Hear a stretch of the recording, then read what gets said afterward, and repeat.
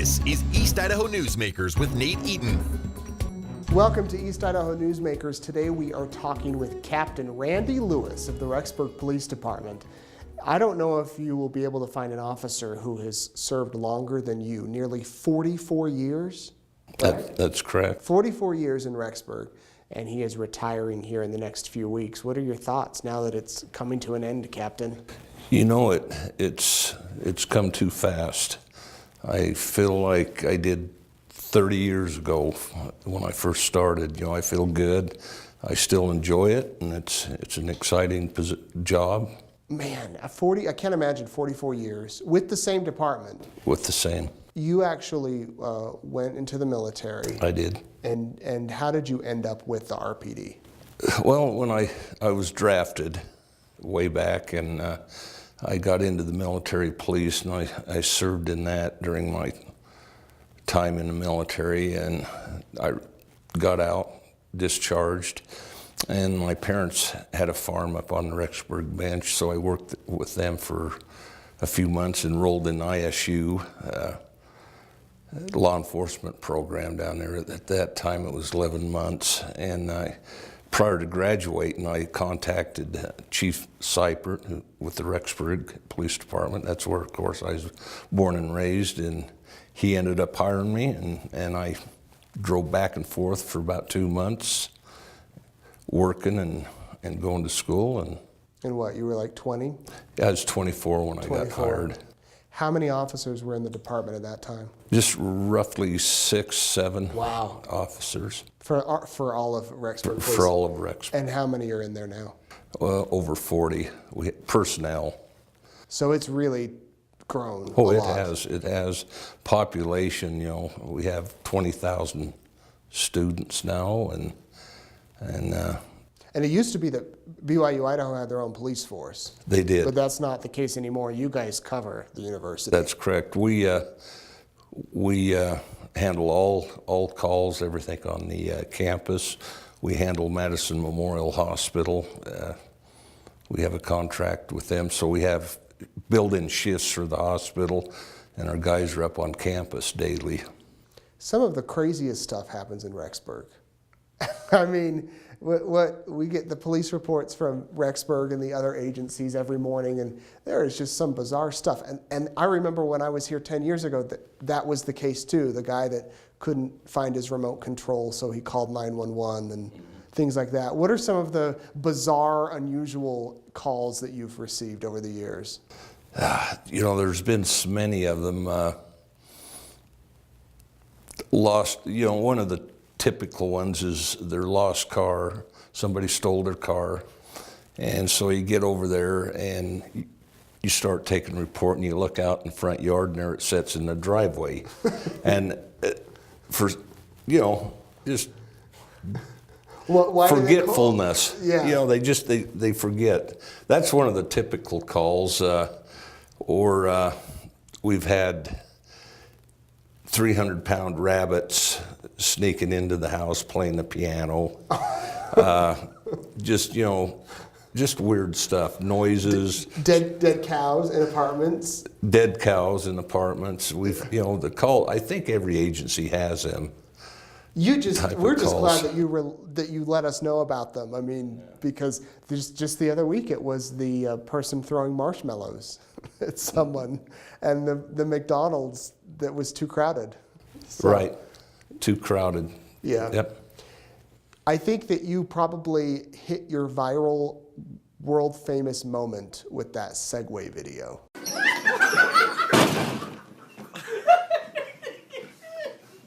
Okay, there's going to have to be a little training. Watch out, Sheila. We'll show you how to work this thing. Hang on. I got her. Excuse me. Hang on.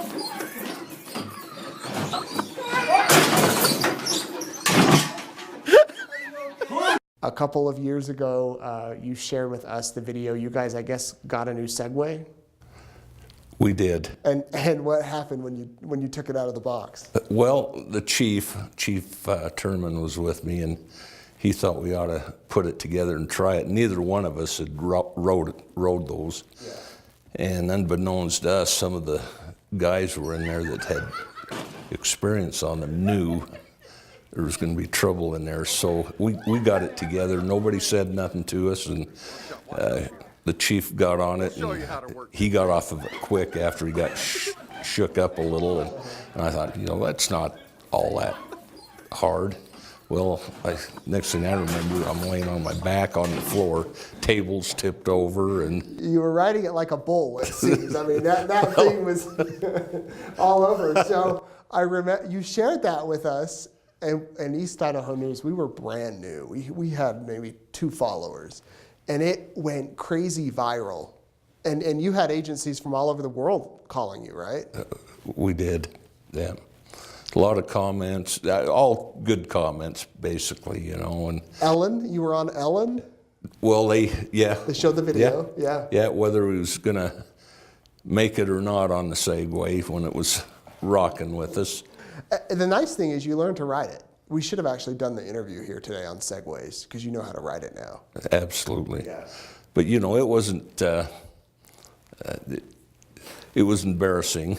I was in front of our cohorts, and to this day they haven't forgot it. And well, it's a good video. And another video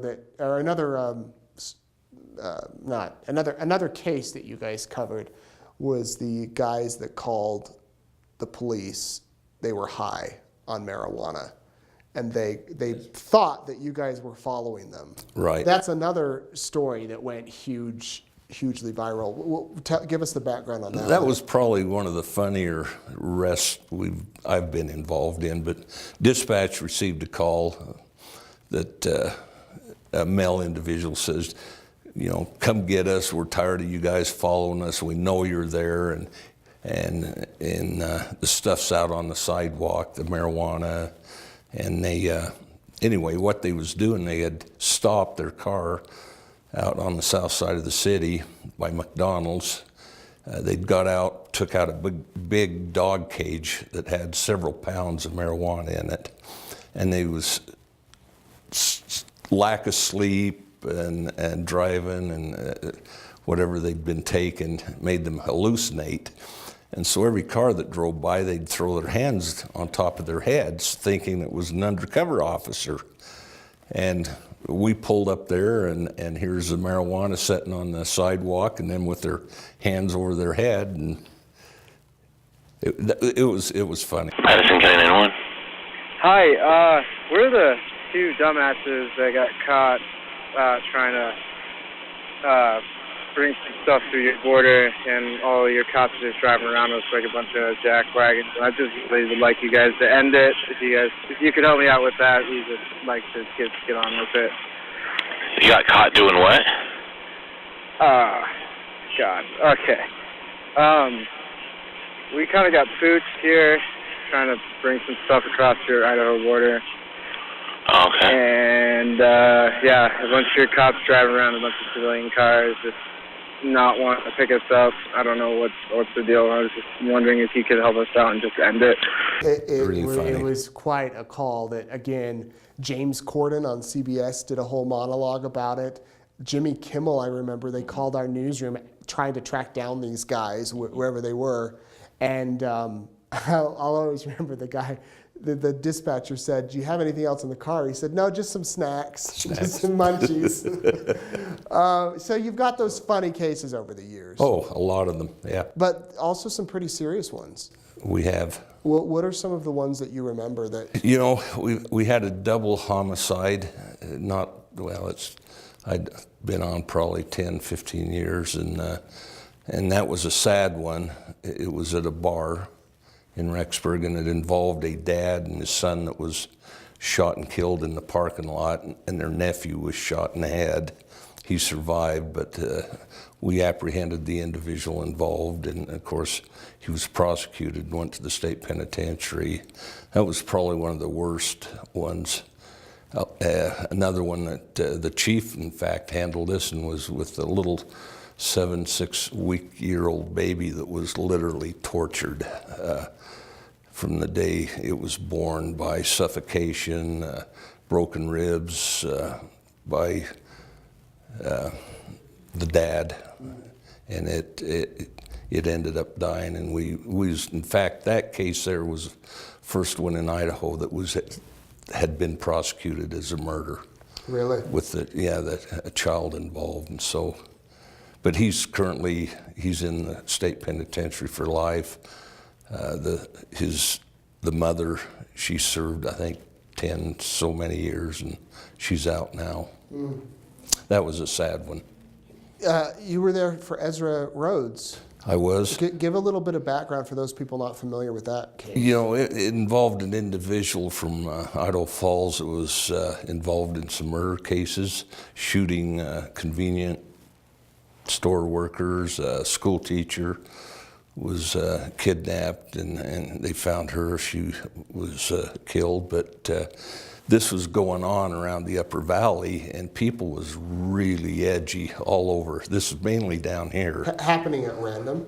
Right. It was just at random, and during this whole process, they had no idea who it was, and they was just searching Idaho Falls PD and that, trying to get some information. Well, in Rexburg, we had at the handy bank, I handled a robbery there where a college student was at the handy bank, and a male individual pulled up, got out, and forced her into the car. They, of course, took some money out of their bank account, took her up on the Rexburg bench and raped her. And we had a brief description, and it met the description of this individual in Idaho Falls. And then as time went on, we had one of the residents there in Rexburg call us and say, "Hey, my daughter was out jogging with her friend, and they're all alerted something was going on." And they said, "We seen this car pull into a parking lot up by the armory and park." Well, she had enough sense to, as she went by, following her daughter, and that was jogging, to get a plate number. And so that started the whole thing. We got a hold of Idaho Falls, and they knew this individual, and pretty soon it turned out it was Ezra that Rhodes. was him, Ezra Rhodes. And do you remember how many people he had killed? I don't recall. And the thing is this gal in Rexburg, for some reason she pled with him, and she hit something with him that he did not take her life. Everybody else, she survived. She survived. Everybody else, he killed. Wow. So she was a lucky gal. We didn't prosecute her there because of the traumatic with her. She didn't want to come back, and that. Idaho Falls, they prosecuted him, and of course he received what he deserved. Which was the death penalty, right? It was. And he's been executed. He has. Yeah. Yep. Not a lot of you don't hear a lot about these crimes in Rexburg. I mean, Rexburg is a fairly safe city. What are the major crimes you guys are dealing with day in and day out? Right now it's domestic violence and drugs. Really? Those two things. And all these scams. Send me pictures of your private parts, and I'll put them online. And being a university town, you got so many students are on some of these shady websites and they're falling for this, and they're filming themselves, and then next thing, the other person's trying to extort money out of them, or all these are going to be released. I would say at least we see you send it on your police log once a week, twice a week. And then there's also the elderly victim scams. Go down to Walgreens and pick up Apple iTunes cards and send them to us. The ironic thing is the elderly used to be the ones that was most victimized, at least in our area.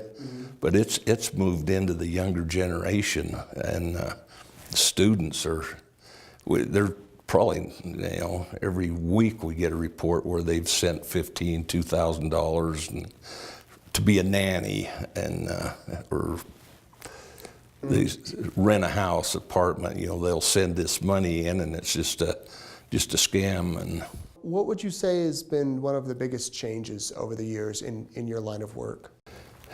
Technology. When I first started, we didn't have cell phones. They were non-existent. We used typewriters. We wrote our own reports, and now it's all recorded, and we got cell phones. We got dictaphones, which is kind of obsolete now, but the officers are able to in-car computers so they can do their reports and that, and those are the biggest changes, communication. And have the criminals become smarter, dumber, about the same? With technology? I can't say they've become smarter. It doesn't take law enforcement, wherever you're at, long to figure out, what they're doing. One of the typical ones we had that happened in Rexburg, and it happened in Idaho Falls and down the line, was organized crime out of Florida. A couple individuals had credit cards that they made credit cards with legitimate bank account numbers that they had purchased, and so they had all these bank cards made up, and what they would do, instead of having them run through the machine, they'd scratch the back of it, and so when the businesses would try to run it, it would reject it, and they said, well, I've got these scratches, so they would type these numbers in the bank account, and they'd go through. And these people, I think we had over $20,000 in items they had defrauded the stores. Credit cards was unbelievable. 4 or 5 different identification cards, but it was a major organized crime out of Florida, Cubans, and they were able to get in and break that up, but of course it's still active. Wow. Now, one of your roles has been working with the media. You're kind of the contact when reporters need to call. What have you thought about that? And I like the news media. I always have, and I've always advocated that the public needs to know. They need to know what's going on, because we can't do it without their help. And what's the best way to get it out is through the news media, and so I try to give them as much as I can. It's kind of a double-edged sword, because people don't want things out to the news media, but yet there's things we've got to release, and there's a lot of things that the news media has a right to know. They can file discovery for reports and things like that. So I've made it a point to work with them and be open with them, and talk with them. And if they, there's of course things I can't talk about, but you're the news media. Their job is similar to ours, really. You take all these phone calls, all hours of the night, and you get threats, and so, there's some similar things that goes on between the two. And that's why we try to work with them as the best we can, and we all make mistakes, and I've made my share throughout the years. Yeah. What will you miss most? Probably the people, and I like the news media. You've been exceptionally good to us, and I'll miss my contacts. The people I talk to on a daily basis, the guys in the office. I mean, just the camaraderie, and the public. It's an enjoyable job. What won't you miss? I probably won't miss the midnight phone calls, the 2 o'clock phone calls, and having to respond to maybe some serious type crimes where children are involved or deaths. Those are really tough to handle. You don't forget those. Over the past few years, has it been harder to be a police officer? There seems to be some angst across the country, maybe not so much here, but even anger toward cops. Have you witnessed that, seen it? I have, and for example, when I first started, and we hate talking about it, but our confrontations we'd have would be basically physical. Now, everybody has weapons, and so, the officers are always on high alert, and a lot of them's being shot throughout the country. We haven't had that happen here. We've had to take, a life, unfortunately, but it's changed people, the attitudes, and personally, I think a lot of it's their upbringing, the parents and not disciplining, everybody's a winner, things like this, What are you going to do now? I am going to ride motorcycles. I'm going to have some fun. Relax. Relax, oh yeah.